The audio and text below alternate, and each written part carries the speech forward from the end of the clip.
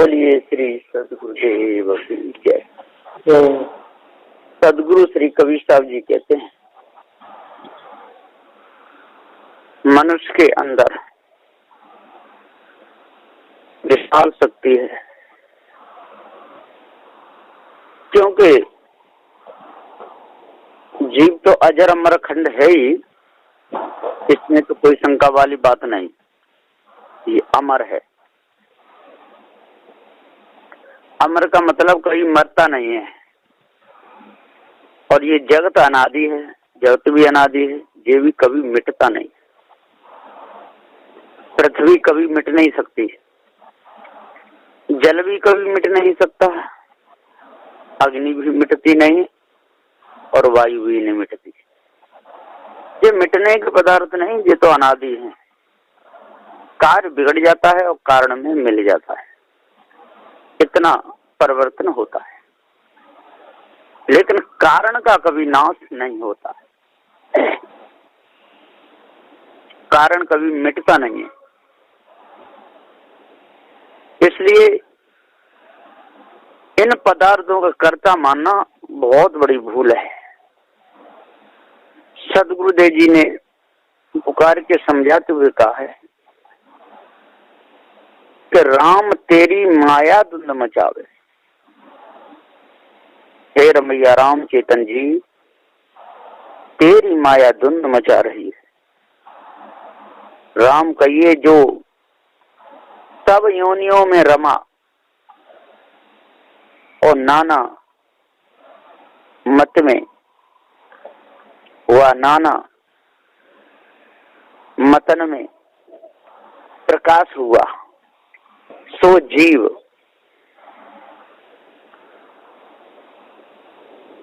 तो यही तो धुंध मचा रहा है, अपने आप को भूल करके। राम तेरी माया धुंध मचावे। गुरु कहते हैं कि हे जीव, तेरी कल्पना ने बड़ी भारी और खींचातानी कर दी, बड़ा भारी धुंध मचाया। वो कल्पना से जो मत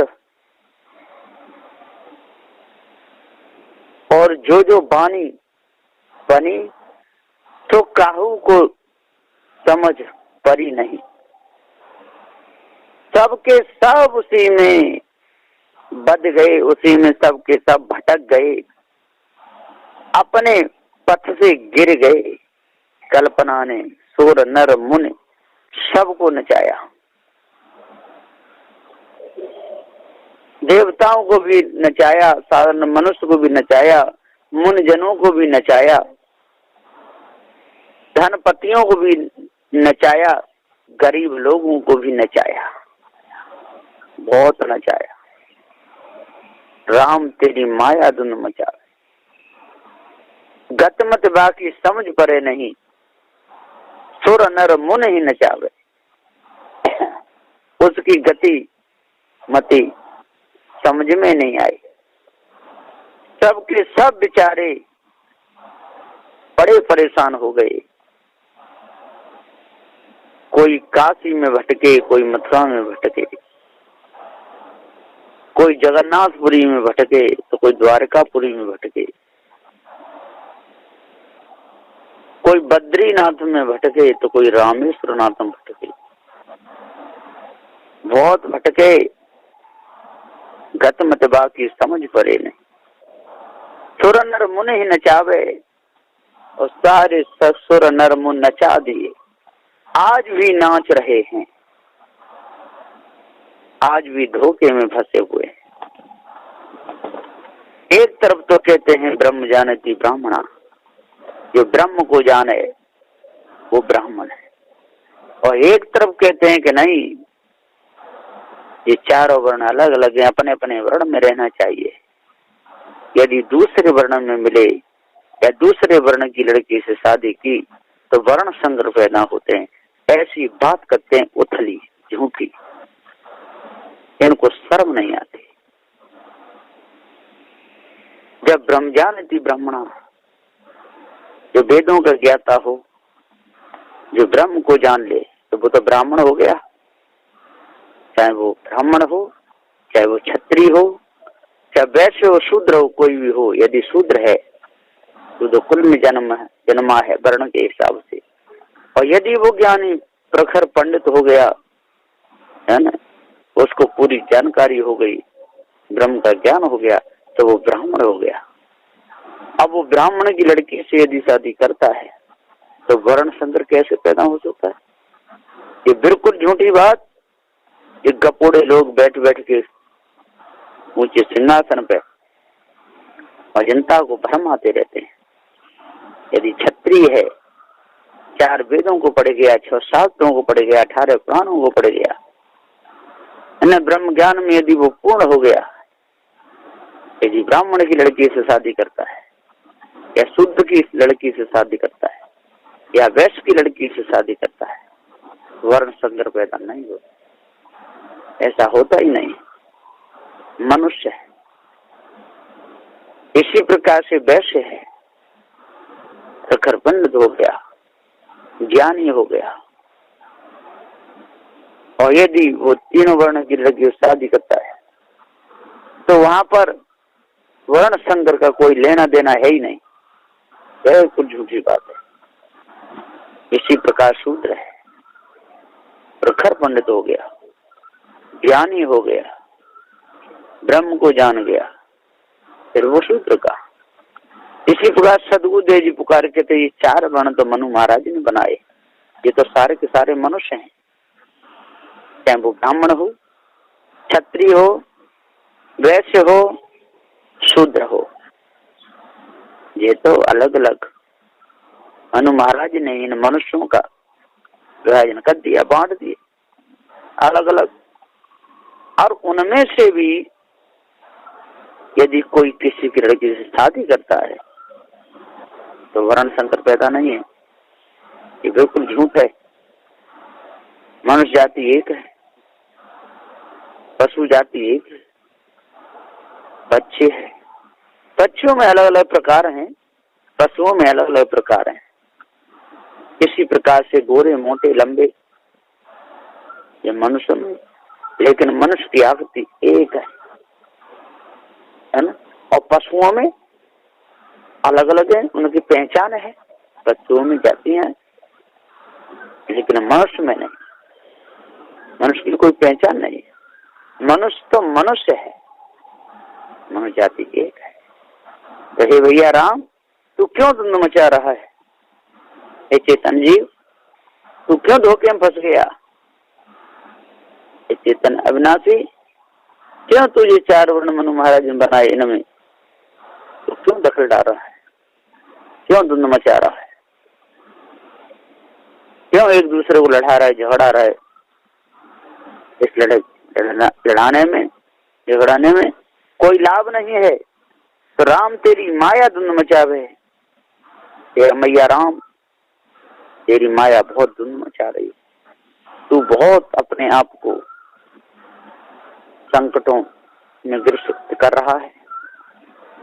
संकटों का तू निवारण नहीं कर रहा और लड़ा झगड़ा देता है। अरे किसी का खाने जाल में लोग रह रहे हैं और राज्य बाजी से वो आपस में वो विवाह शादी कर रहे हैं, उसमें दोष नहीं।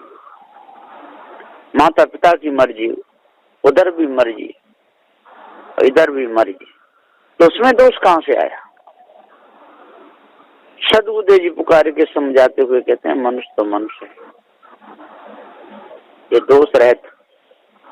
हाँ, किसी को भगा के ले जाते हैं या उल्टा सीधा कर्म करते हैं या माता पिता की बात नहीं मानते, फिर विचार करते हैं, उसमें दोष, उसमें पाप है। और भवनों से छूटना है तो इसमें फंसना ही नहीं चाहिए। क्या वो कितना बड़ा पंडित हो, कितने बड़ी पढ़ी लिखी लड़की हो, यदि भाव से छूटना है तो विषय वासना को जड़ मूल से त्याग दे, लक्ष्य ना करे। विषय वासना को बिना त्यागे, धर्म भूल कल्पना को त्यागे बिना किसी का कल्याण नहीं होता है। जैसे अलग हो जाए सारे दुनों को मिटाए दे। राम तेरी माया धुंध मचावे, जय हे रमैया राम, हे चेतन जीव जी विषय वासना ही तेरी माया है। इसमें तो फंसा हुआ है। गत मत बाकी समझ पड़े नहीं, सुर नर मुनि नचावे। जैसे क्या सेमर तेरी शाखा बढ़ाए, फूल अनुपम बानी और कहते के चाहते के लाग रहे हैं, देख तरुआ उड़ाने। सेमर कहिए माया और शाखा कहिए पंडित। तो गुरु कहते हैं कि हे कल्पना में फंसी हुई जी, तेरी वाणी बहुत बड़ी और पंडित लोगों ने बहुत दृढ़ाई। पुष्पित वाच जा बानी के सुने से तेतिक जीव आशाबंद हो रहे हैं, भटक रहे हैं, आशा में तड़प रहे हैं, आगे कछु प्राप्ति भई नहीं। बड़े बेचारे वीरान हो गए, तड़प गए, अपने पद से गिर गए, जैसे सेमर का वृक्ष अच्छा देखकर और बड़ा फूल देख के तोते ने सेमर बसेरा किया, मेरे को कुछ फल मिलेगा। सो वहां कुछ प्राप्ति नहीं भई। वहां ने चोंच मारी, उसमें रुए निकली, चोंच में भी चोट लग गई, पंखों में, और उसकी रूह भर गई, लेकिन मिला कुछ नहीं। इसी प्रकार से ये संसार है। विषय वासना में क्या मिलेगा, भरम भूल कल्पना में क्या मिलेगा, दुख के सिवाय और कुछ भी नहीं है। विवाह शादी करना, स्त्री को घर में लाना, बेटी बेटा पैदा करना, पढ़ाना लिखाना, बड़े करना, उनकी नौकरी लगाना, उनके लिए खेती खरीदना, मकान, क्या मिला? पूरा जीवन धोखे में चला गया, पूरा जीवन नरक बन गया, कुछ भी नहीं मिला। कहा खजूर बढ़ाई तेरी, फल कोई नहीं पावे। ग्रीष्म ऋतु जब आन तुलानी, तेरी छाया कामना। तब देखते क्या बानी बढ़ाई तेरी। इन माया भी गुरुवा लोगों ने जितने बाणी बढ़ाई, भरम बढ़ाया, इससे क्या फायदा निकला है? जो अर्थ, धर्म, काम और मोक्ष, ये चार फल बताए, सो काहू ने भी नहीं पाए, ये किसी को नहीं मिले। धोखे में जीवन चला गया, मिथ्या जीवन चला गया, खोजते खोजते, दौड़ते दौड़ते, 4 वे 6 7 18 प्राणों को पढ़ते पढ़ते, और जो तेरा आसरा किया, जो आसरा था, सो भी जब मौत आए के तुलानी, जब समय आया मरने का, तब काम नहीं आने का। आशा वाशा सब छूट जाएगी, कुछ भी तेरे को नहीं मिलेगा। उसी में तेरा पूरा जीवन नरक बन गया, पूरा जीवन गंदगी से भर गया, पूरा जीवन तेने कचड़े में गमा दिया, तेने हीरा हिरा दिया, चपरे में सारा काम ही बिगड़ गया, कुछ भी नहीं मिला, धोखे में पूरा समय गया। अरे बाप रे, तेने अपना सुधार नहीं कर पाया, तेने अपना बचाव नहीं कर पाया। तो काम क्रोध लोभ मोह आशा तृष्णा छल छिद्र कपट से नहीं बच पाया। धोखे में पूरी उमरिया तेरी बीत गई। आपन चतुर और को सिखवे, कनक कामनी स्यानी। कहे कबीर सुनो हो संतो, रामचरण ऋतुमानी गुरवा लोग अपनी चतुराई और उनको सिखाते हैं, औरों को भी धोखा देते हैं, औरों को धोखे में डालते हैं। बहुत प्रकार की वाणी द्रव्य पैदा करने की और उपदेश करने की और वशीकरण, मारण, जारण, उच्चाटन आदि सब विद्या बताते हैं। स्वयं धोखे में रहते हैं, दूसरों को धोखे में फंसाते हैं, बड़ी दुर्दशा कर देते हैं। अपना भी जीवन बिगाड़ लेते हैं और दूसरों का भी बिगाड़ लेते हैं। स्वयं विषय वासना भ्रम में जीवन खोते हैं, दूसरों का भी खो देते हैं। बड़ी दुर्दशा कर देते हैं, बहुत ज्यादा तड़पा तड़पा करके मारते हैं। तो गुरु कहते हैं कि हे संतो, ये सब मिथ्या कहाँ है? अनुमान की वाणी ये जीवन है, मान ली। इसी अनुमान में, इसी धोखे में पूरा समय बिता दिया, क्या मिला? कुछ भी नहीं मिला। पूरा जीवन धोखे में चला गया, पूरा जीवन नरक बन गया। क्या मिला? कुछ नहीं। आपन चतुर और को सिखावे, आप तो चतुर है नहीं, आप तो विद्वान है नहीं, आप तो ज्ञानी है नहीं, और दूसरों को सिखाता है। जिस विषय का ज्ञानी हो उस विषय को सिखावे तो ठीक है। उस विषय का ज्ञानी है नहीं, उस विषय में जानता नहीं, उस विषय के अर्थ को जानता नहीं, और बड़ा सियाना कनक कामनी सियानी। कनक कनक ते सौगुनी माधवता दिखा है, ये खाए बोरा तो वे पाए बोरा है। कनक सोना चांदी कामनी स्त्री सयानी, इसी का सब सयान पत ले रहे हैं, सब सयाने बने हुए हैं, अहंकार में फंसे हुए हैं, धोखे में अपने समय को गंवा रहे, मिथ्या में अपने जीवन को खो रहे हैं, अपने आप को जान ही नहीं रहे। सदगुरुदेव जी कहते हैं कि हे कावरे, तो क्यों धोखे में समय खो रहा है? क्यों पीतर पत्थर की पूजा करके अपने हृदय को जड़ा देहाती, अपने आप को जड़ा देहाती बना रहा है? हृदय में क्यों कूड़ा कबाड़ा भर रहा है? यदि तुझे पूजा ही करनी है तो चेतन पूजा कर। तुझे अपने मन के विकार ही हटाने हैं तो चेतन पूजा कर। तुझे जन्म मरण गर्भवास से बचना है तो चेतन पूजा कर। तुझे बार बार दुख उठाने से बचना है तो पार की संतों की शरण में लगे जड़ चेतन के भेद को जान करके और चेतन पूजा करके अपने मन को बिल्कुल निर्मल कर ले, अपने मन को शुद्ध कर दे।